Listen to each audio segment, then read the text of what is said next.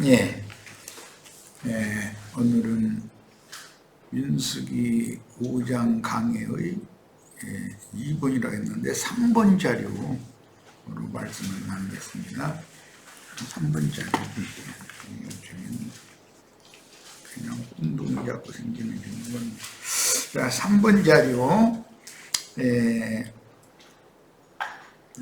11절에서부터 5장 31절까지는 이제 실행을 한 아내를 의심하는 남편이 제사장에게 아내를 이제 기소를 한 거죠. 오늘날로 말하자면은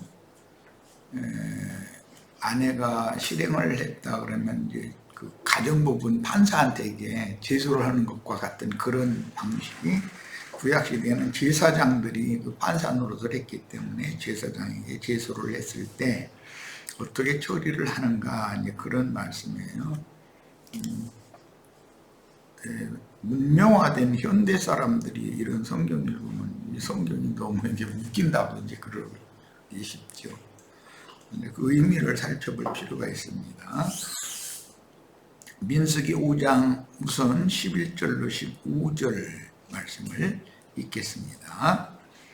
여호와께서 모세에게 말씀하여 이르시되 이스라엘 자손에게 말하여 그들에게 이르라. 만일 어떤 사람의 아내가 탈선하여, 여기 어떤 사람의 라는 것은 비유로 이것은 오실 메시아 예수, 인자 예수에 대한 상징이에요. 인자 예수의 아내니까 교회겠죠. 탈선했다 하면은 음녀가 됐다 그 말이에요. 교회가 타락해서 세속화됐다 이걸 상징한 거예요. 어떤 사람의 아내가 탈선하여 남편에게 시인의를 저버렸고, 히브리인들은 그 여인의 그 정절을 목숨과 똑같이 여겼기 때문에 이것이 이제 영적으로도 신앙세계에서도 신앙적인 정절을 끝까지 잘 지키지 못하고 다른 영, 다른 교훈, 다른 복음, 다른 예수를 받아들이면 그것은 하나님께서 보실 때는 간음을 한 것이다 하는 거예요. 그런 내용입니다. 13절 한 남자가 그 여자와 동침하였으나, 여기 한 남자가라는 건 창세기 시작에서는 뱀이죠. 마귀가 뱀을 입고 나타나서 아담의 배피를 타락시켰죠. 그 여자와 동침하였으나 그의 남편의 눈에 숨겨 드러나지 아니하였고, 이것은 그때 당시 아담과 아담의 배필로 지어주신 여자의 관계에서 을 이제 염두에 둔 이제 그런 표현이죠. 하와가 뱀의 말을 듣고 금령의 나무 hir과를 따먹을 때 아담이 그 자리에 없었었죠. 남편의 눈에 숨겨 드러나지 아니하였고 그 여자의 더러워진 이래, 여기 더러워진 이래라고, 이 더러워진이라는 이 말은 영혼의 상태를 이제 염두에 두고 해야 되는데, 율법 시대니까 당연히 그 몸이 더럽힘을 당한 것은 상징이죠. 그 여자의 더러워진 이래, 증인도 없고 그가 잡히지도 아니하였어도 그 남편이 의심이 생겨. 그러니까 그 아담이 자기의 배필로 지어준 그 여자를 그토록 사랑했지만 그 여자가 뭔가 달라졌다라는 걸 낌새라마 창세기에서는 그런 말이 없는데 낌새를 차렸던가 보죠. 그러니까 남편이 의심이 생겼다 그랬고, 그 아내를 의심하였는데 그의 아내가 더럽혀졌거나 또는 그 남편이 의심이 생겨 그 아내를 의심하였으나 그 아내가 더럽혀지지 아니하였든지, 더럽혀졌을 수도 있고 더럽혀지지 않았을 수도 있다. 이 말은 남편은 그 무슨 현장을 본 것은 아니었기 때문에 이제 이런 표현이 된 거죠. 그 다음에 15절, 그 아내를 데리고 제사장에게로 가서, 아담 같은 경우는 하나님께로 데리고 가서 제소를 할 수밖에 없는 입장이었죠. 그를 위하여 보리가루 10분 1에바를, 보리가루라는 것은 천민, 서민들의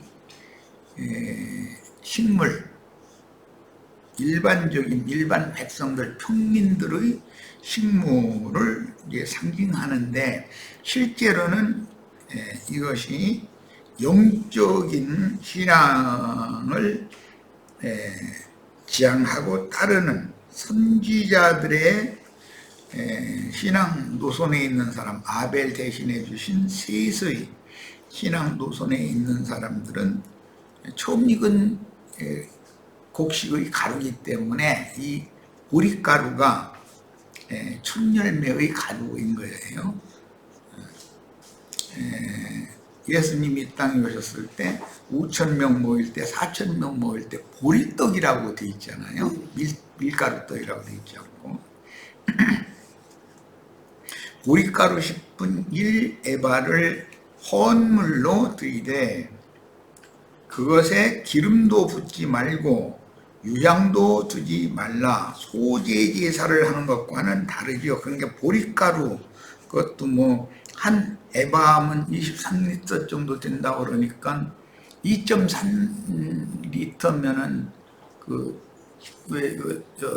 생수통 한 병, 그 정도 되는, 이게 많은 양을 요구하는 것이 아니죠. 그러면은 아마 연상되는 것이 있을 거예요.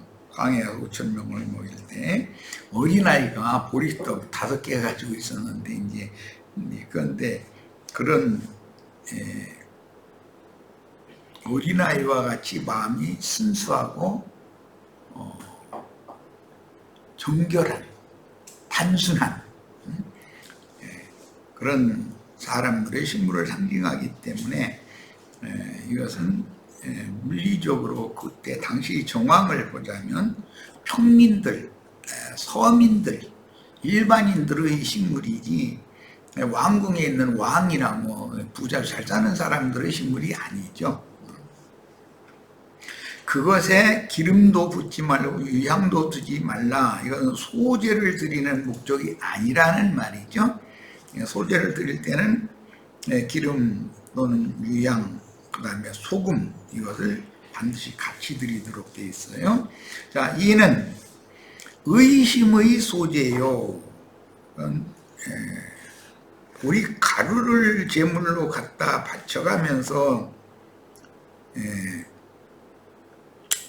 제소를 하라고 한 말씀에서 우리가 이제 이해할 수 있는 것은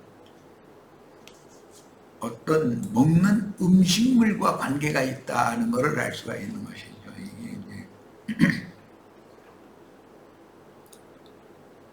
그런데 소제로 드려지는 그런 정식 율법 제사에 사용하는 그런 소제가 아니고, 이것은 의심의 소제다 이렇게 했어요. 일반적인 소제가 아니고.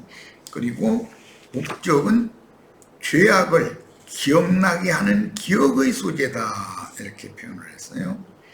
죄악을 이라는 것은 탈선하여 남편에게 시누이를 저버린 것. 이미 앞에 그 말이 나왔죠. 그게 이제, 그런데 자신이 그런 탈선하여 남편에게 시누이를 저버린 행동을 한 것에 대해서 아무 개념이 없는 거예요, 이 여자가 지금. 그런데 의심의 소재를 제사장한테 주면서 제소를 하면 제사장 앞에선 그 여자가 죄악이 기억나게 든다는 거예요. 그러니까 뭐 소재라는 건 어쨌든 먹는 거기 때문에, 먹는 음식물이기 때문에 하나님이 주신 식물이 아닌 다른 식물을 먹은 거에 대해서 깨우침이 오게 한다라는 의도라는 걸 알 수가 있는 것이죠. 문맥의 흐름에서.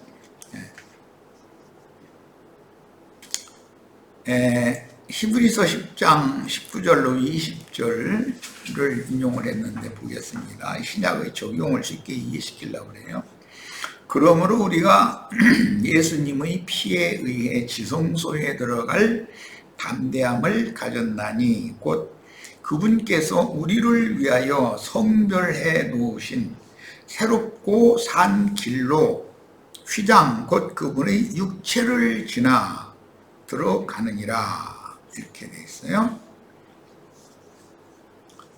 요한복음 14장에서 예수님이 나는 아버지께로부터 왔다, 나는 미로부터 왔다, 이 말씀을 반복했고, 죽음을 앞두고는 내가 아버지께로 돌아간다, 이렇게 반복해서 말씀을 하셨죠. 아버지께로부터 와서 아버지께로 가는 거예요, 예수님이. 그게 저주받은 세상에 하나님의 아들로, 하나님의 사자로 오셔서 세상의 모든 죄들을 대신 짊어지고 아버지의 영, 하나님의 영과 하나님의 얼굴 앞으로 돌아가는, 그게 오셨던 본 근원자 아버지께로부터 와서 세상에서 세상의 죄들을 없이 하는 대속물로 드려지시고 나서 부활을, 승천을 통해서 다시 아버지께로 돌아가신 거예요. 그러니까 세상 사람들도 나는 어디로부터 와서 무엇 때문에 살다가 궁극적으로 어디로 가는가, 이게 인생의 가장 중요한 과제이고 문제잖아요. 그래서 동양이나 서양이나 그 많은 철학자들, 종교가들, 이런 사람들은 그거를 추구를 한 것이죠. 나라는 존재는 무엇인가, 이걸 먼저 보는 추구를 한 거예요. 근데 결과적으로 좀 보자면 나는 어디로부터 와서 왜 살며 어디로 가는가. 그런데 사람의 생멸에 관한 것을 추구하고 그것을 깨닫는 그런 것을 추구하는 사람이 사람이죠. 그런 거에 대해서 관심이 없는 사람은 짐승이라고 그래요. 세상 짐승은 그런 것을 추구를 하지 않으니까. 사람은 다르죠. 왜? 사람은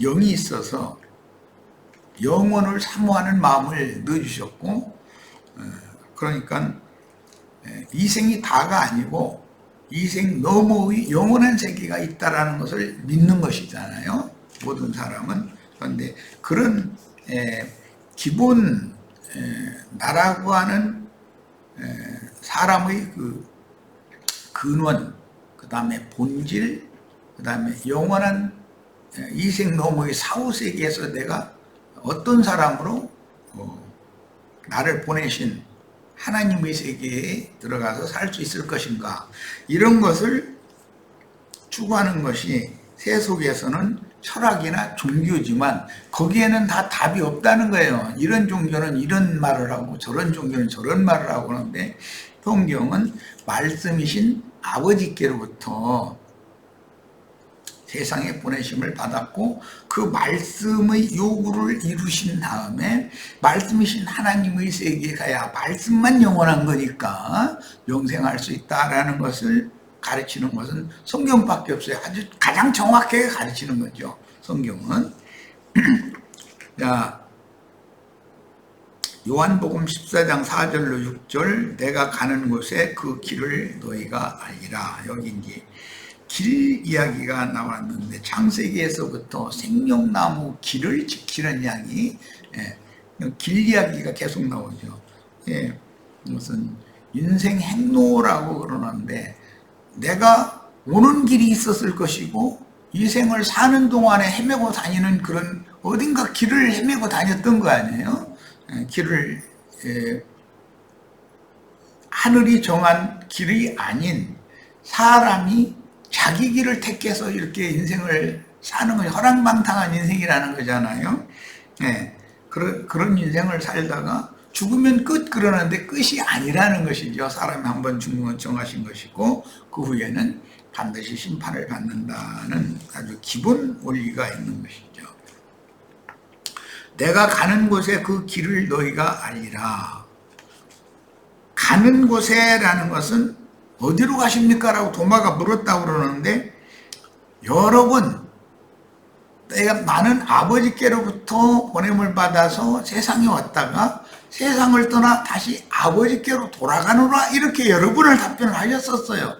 그래도 제자들이 아직도 이 성경의 핵심 그 다음에 모든 유대인들이 추구하는 신을 지향하는 그 빛을 지향하는 그 신앙의 근본과 자신들의 신앙 생활과 그 신앙의 결과에 대해서 아직도 이해를 못하고 있었던 거예요. 제자들도. 그러니까 자꾸 내가 가는 곳에 그 길을 너희가 알리라. 그러니까 도마가 가로되 어디로 가시는지 우리가 알지 못하거늘 그런 걸 보니까 예수님은 이미 나는 아버지께로부터 보냄을 받아서 세상에 왔고 아버지께서 나에게 하라고 맡긴 그 일을 완수한 다음에 다시 난 아버지께로 돌아갈 거다라는 얘기를 이미 앞에도 여러 번을 했어요. 물론 이 뒤에도 이제 제자들을 설득하느라고 여러 번 또 말씀하시게 되는데 이게 사람이 나는 어디로부터 와서 뭐 때문에 살다가 어디로 가는가 이게 우리가 지금 이 생에서 사는 동안이 하나님이 정해놓은 정로로 가는 것이 아니라 제 길로 다 가고 있는 거잖아요. 나름대로. 그런데 성경은 하나님이 정해놓으신 하나님이 인도해 주시는 정로로 바른 길로 인생을 살라. 그리고 인생을 마감을 하면은 내가 근원자이기 때문에 너희는 다 내 앞에 서야 된다. 서서 이 생에 사는 동안에 무슨 생각과 무슨 말과 무슨 행동을 한 거에 대해서 하나님의 심판대에서 정확하게 판결을 받고 상이나 벌을 받든지 아니면 영원의 형벌을 받든지 이런 걸 결정받는다는 거예요. 이렇게 명확한 것을 가르치는 것만이 성경이죠. 하나님 아버지 그 읽었구나. 예수께서 가라사대 내가 곧 길이요. 길을 물어보니까 내가 길이다 이랬어요. 그러니까 예수님 자신이 오신 길로 그 다음에 예수님이 이 생에 사는 예수님의 인생길이 오신 길이 있고 인생길이 있고 돌아갈 때는 오신 길로 다시 가는 것이잖아요. 그러니까 아버지께로부터 세상에 와서 아버지의 말씀을 이루시고 아버지께로 다시 돌아가는 거예요. 이것이 예수님이 그 본을 보이신 이것이 우리 모두의 인생의 시작이요 과정이요 결과가 돼야 된다는 걸 가르치는 게 성경이다 그 말이에요. 진리요 생명이니 나로 말미암지 않고는 아버지께로 올 자가 없느니라. 그러니까 예수님은 이 세상에 단순히 죽으러만 온 것이 아니고 그것은 율법을 다 이뤄야 되기 때문에 죄인들의 형벌을 대신 담당해야 되기 때문에 십자가형으로 극형을 받아서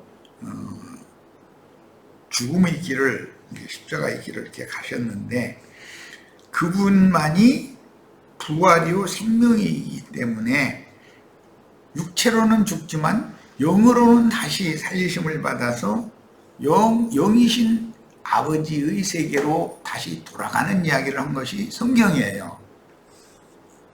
자, 그런 게 나로 말미암지 않고는 이 말은 예수님은 우리들을 구속해서 영원한 영광의 세계에 데려가시기 위하여 오신 분이다. 이것을 일러서 성경에서는 이제 쉽게 표현하기 위해서 한 남자가 한 처녀를 사랑해서 처녀와 약혼을 하는 거예요. 그리고는 그 처녀를 데리고 가는 거죠. 자기 집으로. 이렇게 설명을 해놨어요. 그러면 성경 읽을 때는 큰 윤곽을 우리는 뭐 충분히 이제 이해가 되죠. 그것이 뭐냐. 우리를 구속하셔서 교회로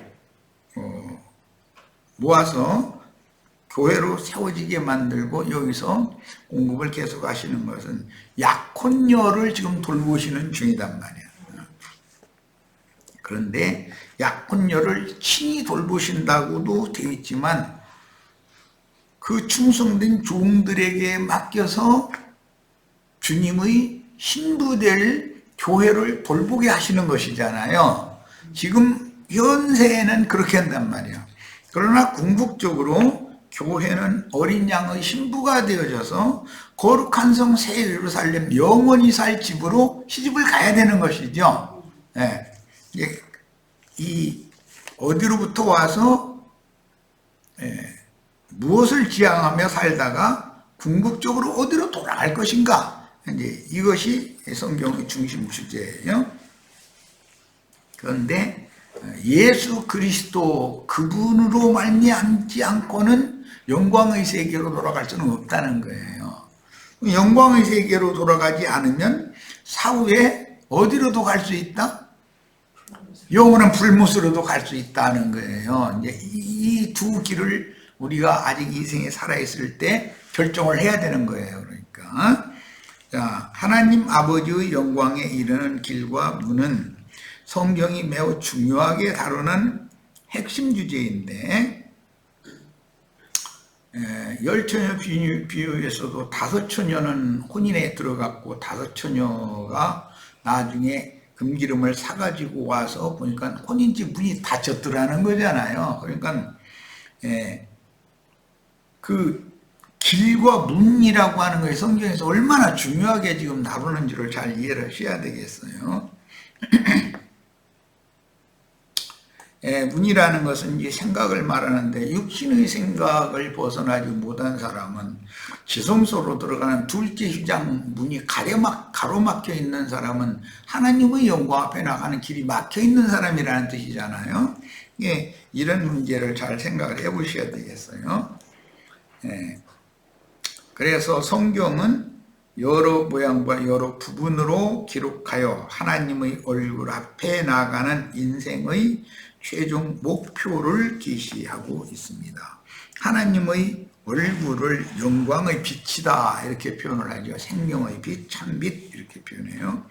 자, 그래서 하나님의 영광에 이르는 길이라고도 표현이 되고, 의롭고 거룩한 하나님의 얼굴 앞에 이르는 길 이렇게도 표현이 되고, 구원에 이르는 길이라고도 표현이 되고, 어린 양의 신부로 거룩한 성 새 예루살렘에 들어갈 권세를 이기는 자들에게는 주겠다 이렇게도 표현을 했어요.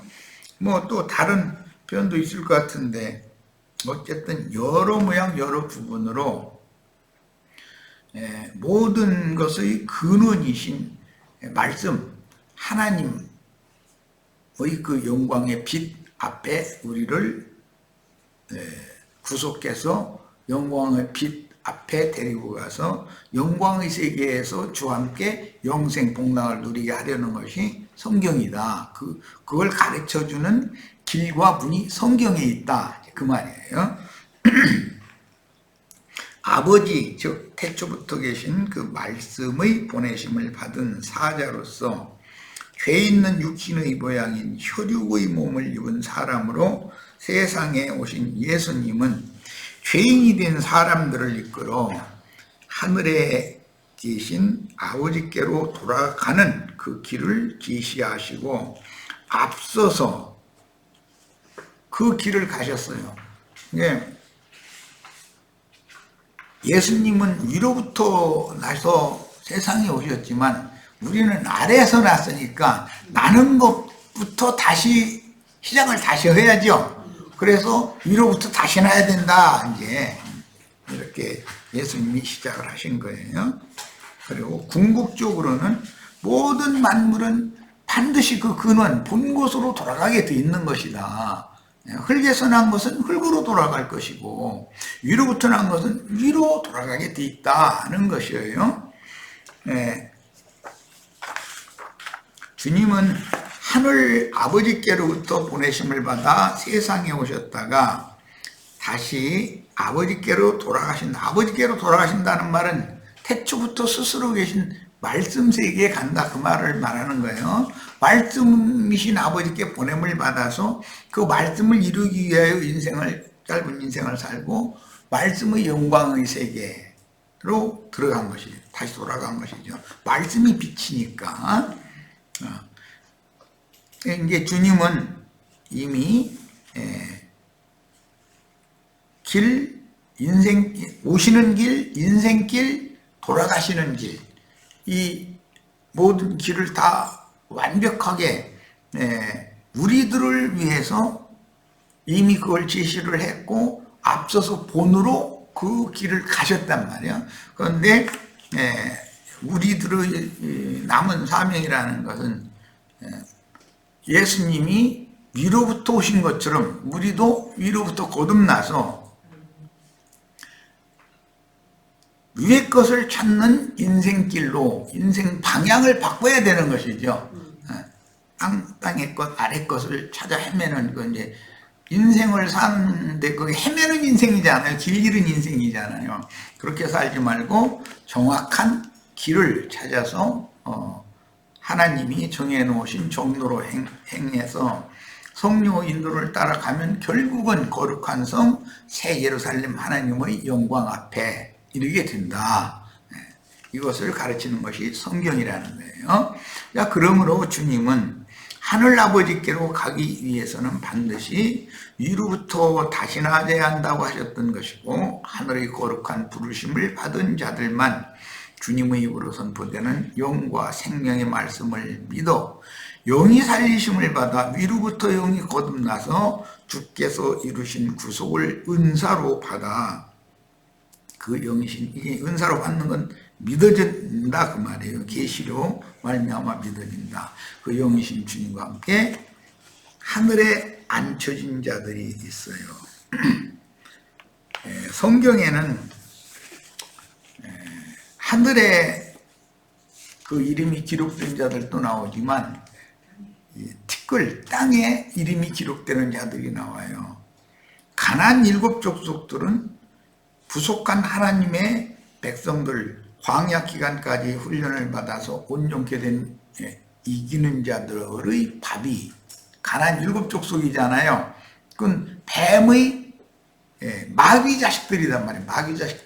마귀 자식들을 잡아먹을 사람들이 있고 이기는 자들이죠.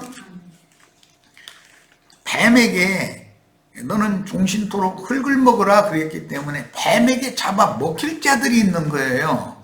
이게 성경에서는 처음부터 계속 무엇을 먹고 무엇을 마시느냐라는 것을 그렇게 중요하게 다루는 거예요. 자, 나의 존재, 내 자아의 근원과 결말을 아는 것이 이렇게 중요하다. 육신의 몸이라고 하는 것은 단순히 껍질일 뿐이에요. 예를 들어서 미물인 뱀이나 잠자리나 뭐 뱀이나 이런 것들도 다 허물 벗죠. 껍질 벗죠. 그런데 가장 고등한 생물인 사람이 껍질을 안 벗을 수는 없겠죠. 그러니까 이 껍질을 벗기 전에 위로부터 오는 젖으로 위로부터 다시 나가지고 위로부터 오는 젖으로 덧입혀져 가지고 온전케 된 영광의 몸으로 영의 몸이 신령한 몸으로 속에서 만들어진 다음에 껍질을 벗어야지. 속에 아무것도 만들어진 것이 없는데 첫사랑 그대로인데 이 껍질을 벗으면 그는 하나님의 심판대 앞에 그 영혼은 벌거벗은 모습으로 설 수밖에 없게 된다는 거예요. 그 사람은 당연히 종신토록 티끌을 핥아먹도록 정해놓으신 하나님의 말씀에 따라서 마귀를 섬기기 위하여 마귀 바비대로 영영한 불못에 마귀 세계로 영원히 던져버린다는 거잖아요. 그러니까 이 문제를 잘 이해를 하셔야 되겠고, 우리는 주님도 이 땅에 오셔서 뭐 사마리아 여자를 잡수시는 얘기, 아니 주님도 자꾸 뭐 먹는 얘기를 해요. 그러니까 예수 그리스도의 밥이 될 거냐, 뱀의 밥이 될 거냐라는 것은 영원한 천국에 들어갈 거냐, 영원한 멸망의 세계에 들어갈 거냐라는 것을 나누는 이야기다라는 거예요. 그러니까 똑같은 성경의 말씀을 가지고도 이런 큰 윤곽 말하고자 하는 의도에 대해서 가르침을 받지 못하면 계속해서 세속교계 종교인으로서의 신앙, 그건 종교 생활이지, 그건 바른 신앙생활이 아니죠. 길을 잘못 가고 있는 거니까.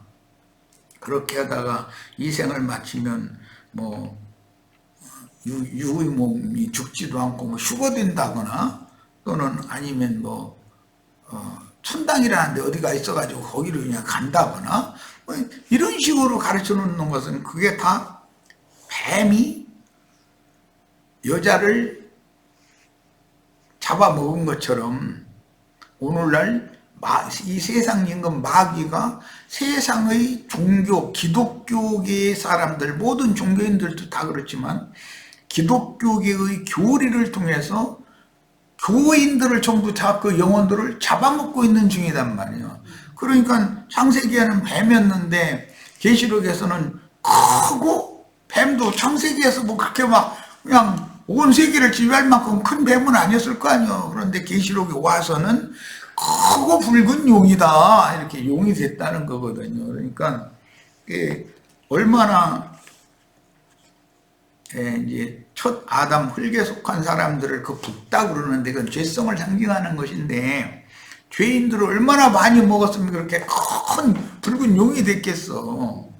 이런 걸 좀 생각을 해보셔서 성경이 말하고자 하는 의도에 대하여 오늘 이 시간에 먼저 근원적인 이해를 하고 말씀에 들어가야 되겠습니다. 왜냐하면 민수기 5장에 나오는 남편이 자기 아내를 의심이 생겨가지고 제사장한테 끌고 가서 말이요, 나 도대체 믿지를 못하겠다고 제사장한테 고소를 하는데요, 뭐 보리 가루 뭐 10분 일 에바를 갖다 바치고, 뭐 그 이제 다음에 나눌 말씀에 보면 뭐 제사장은 그 맑은 물그릇에다가 뭐 성막 바닥의 티끌도 저 나무 태운 재 이런 거 막 섞어가지고 마시게 만들어 봐라.